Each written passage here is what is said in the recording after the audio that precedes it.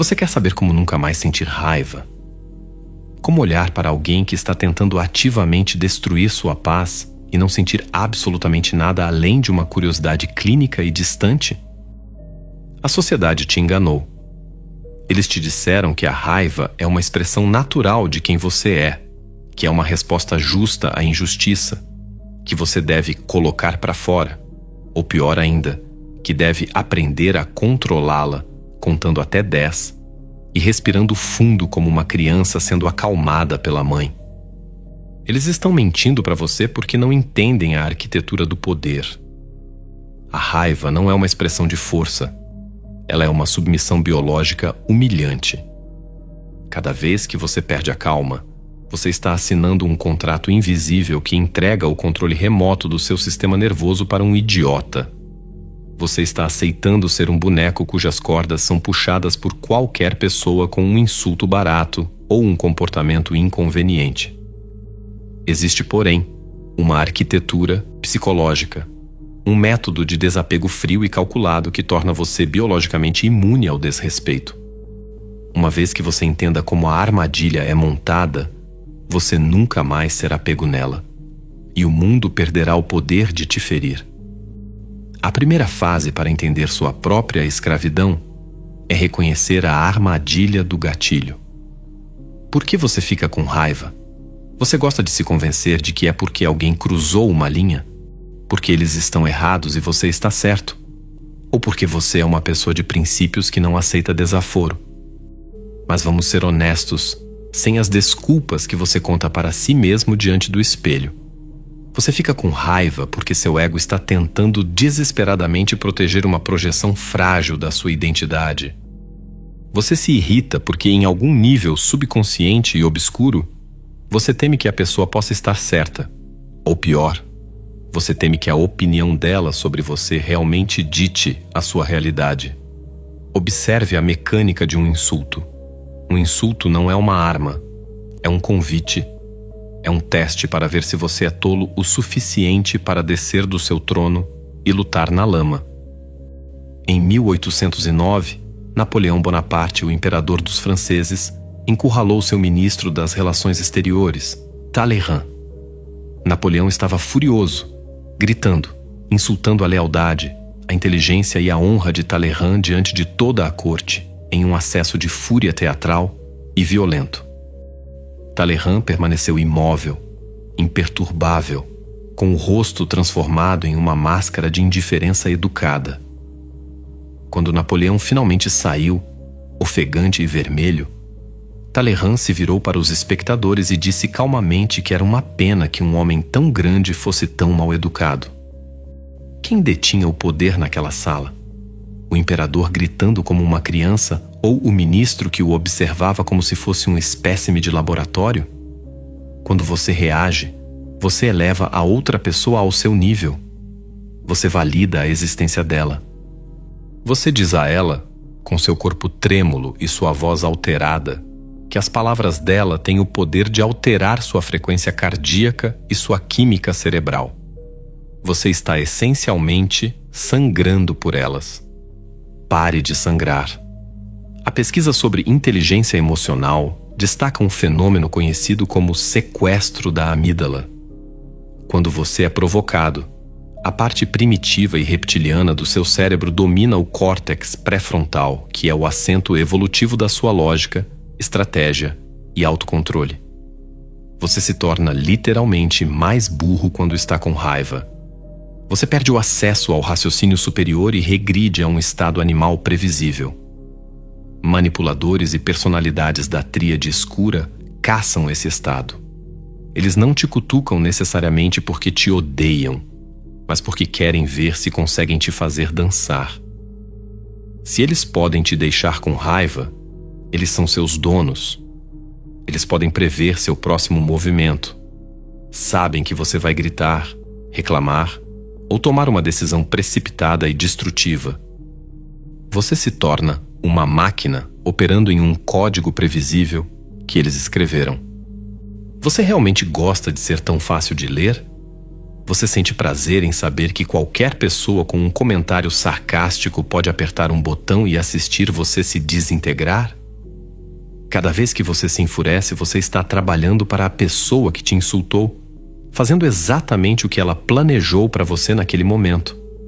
Você está abandonando seus próprios objetivos para participar do jogo distorcido de outra pessoa. Recuse o jogo. Você não faz isso reprimindo a fúria, pois a supressão é apenas uma explosão atrasada. Você faz isso alterando fundamentalmente a forma como percebe o gatilho, criando o que chamamos de hiato soberano. Viktor Frankl sobreviveu a Auschwitz e percebeu, no lugar mais sombrio da Terra, que entre o estímulo, a coisa que acontece com você, e a sua resposta, existe um espaço. Nesse espaço reside a sua liberdade final.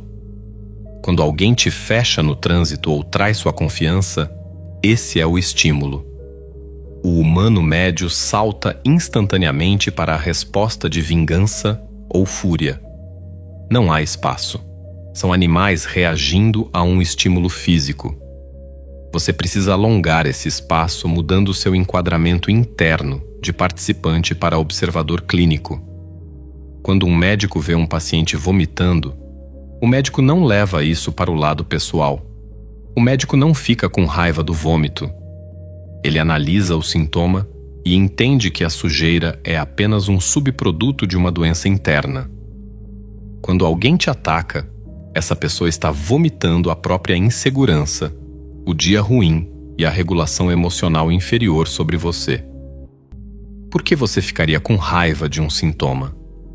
Marcos Aurelius, o imperador romano que governava o mundo conhecido, via as pessoas tóxicas e agressivas como um ferreiro vê as faíscas. Naturais, inevitáveis e inofensivas se você estiver usando o avental certo. Quando alguém te desrespeita, está te oferecendo um contrato que diz que eles agirão como tolos e, em troca, você perderá sua paz. Não assine o contrato. Olhe para eles. Estude-os. Pergunte-se que tipo de miséria interna essa pessoa deve estar sentindo para agir de forma tão desesperada pela sua atenção. De repente, você não está mais com raiva. Você é um cientista observando um rato de laboratório girando agressivamente em uma roda. Você não luta com o rato. Você apenas toma notas. Isso exige que você mate a parte do seu ego que exige respeito de tolos. Se um cachorro late para você na rua, você se ajoelha para latir de volta? Não. Você continua andando porque sabe que é um humano. E o cachorro é um cachorro.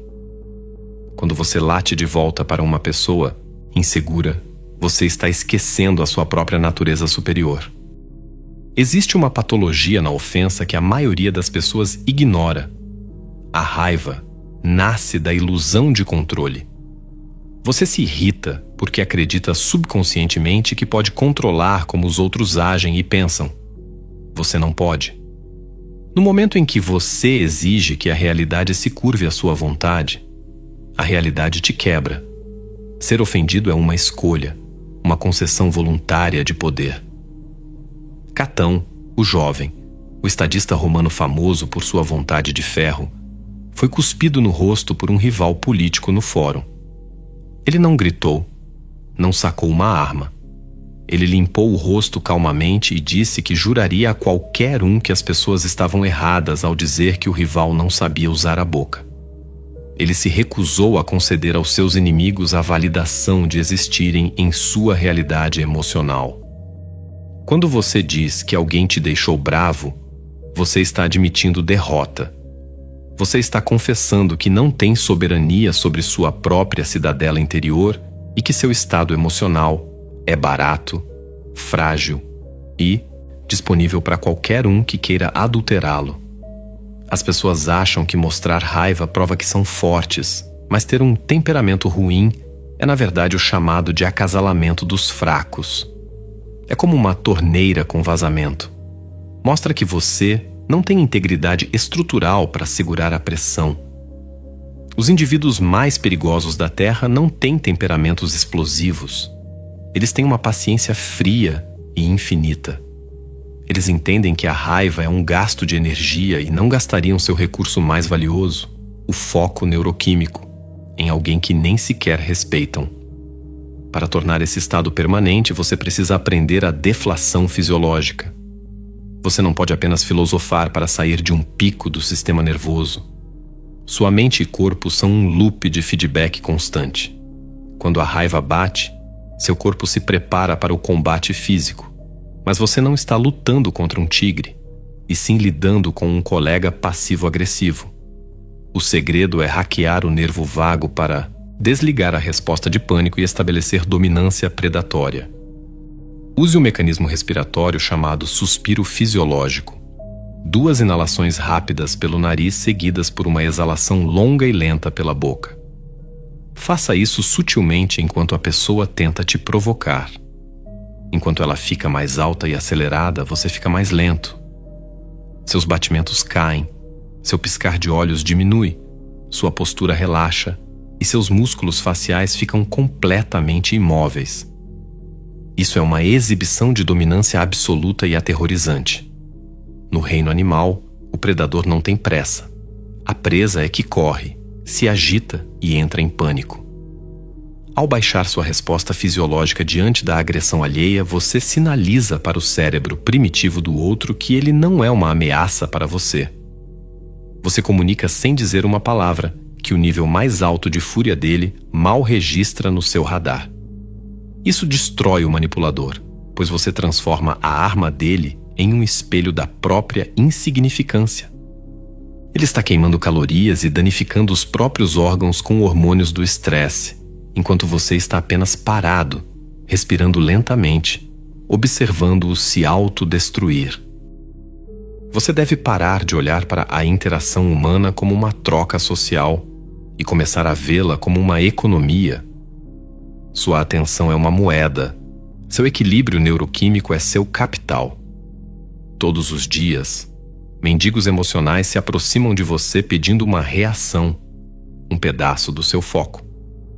Quando você fica com raiva, você abre seu cofre e entrega seu ouro. Por que você está subsidiando os egos frágeis de pessoas que não conseguem regular a própria mente? Júlio César, capturado por piratas na juventude, não ficou com raiva da demanda de resgate. Ele riu, exigiu que aumentassem o valor porque eles não sabiam quem ele era e passou o tempo lendo poesias para seus captores. Quando eles não apreciavam seus textos, ele os chamava de selvagens analfabetos, com um tom perfeitamente calmo, prometendo que voltaria para crucificá-los. Ele não estava gritando, estava afirmando um fato biológico. Ele cumpriu a promessa semanas depois com uma execução fria e sem emoção. A raiva é a emoção dos impotentes. Uma exibição teatral para convencer o outro de que você é perigoso.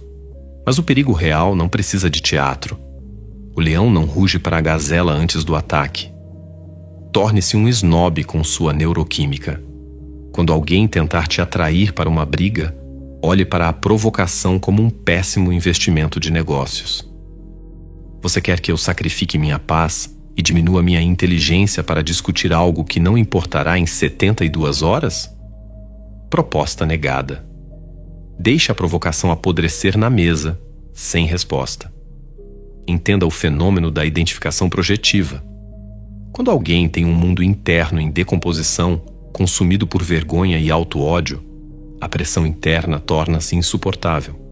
Para sobreviver, eles precisam exportar essa toxicidade para um hospedeiro.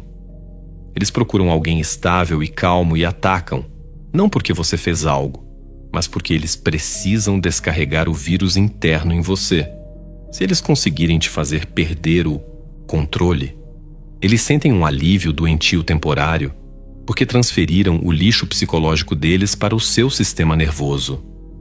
O momento em que você se enfurece é o momento em que o download foi concluído.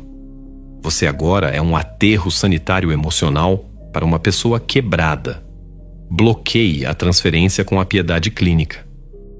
Não é empatia, pois a empatia te faria sentir a dor deles. é a observação de um organismo condenado sob um microscópio. Pergunte-se quão horrível deve ser o monólogo interno dessa pessoa para que ela precise agir assim para se sentir viva. A raiva evapora quando você olha para o agressor como um pedinte psicológico. Você nega a eles a realidade de serem uma força intimidadora e os vê como um sintoma que merece apenas observação, não reação. Se você for forçado a interagir, utilize o acordo assimétrico, o judô psicológico. Se um objeto vem em sua direção, bloqueá-lo absorve o impacto. Se você se esquiva e puxa o objeto na direção em que ele já ia, ele colapsa sob o próprio impulso. Quando alguém te insulta, espera resistência. Eles estão preparados para a sua negação. Não negue.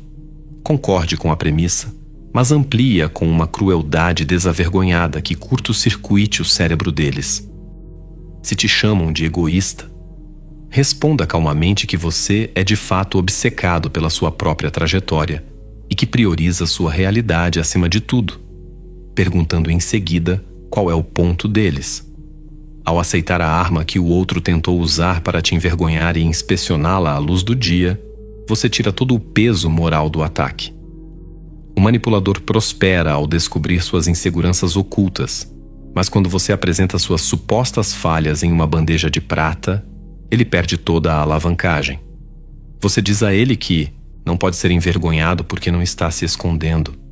A ofensa morre no ar enquanto você permanece com o coração firme e a mente em paz. Tudo isso funciona porque exige que você assassine o seu ego, o alvo pintado no seu peito. Quanto maior o seu ego, maior a superfície de ataque que você oferece ao mundo. Torne-se um fantasma na hierarquia social. Adote a prática de Marcos Aurelius de decompor coisas grandiosas em componentes básicos.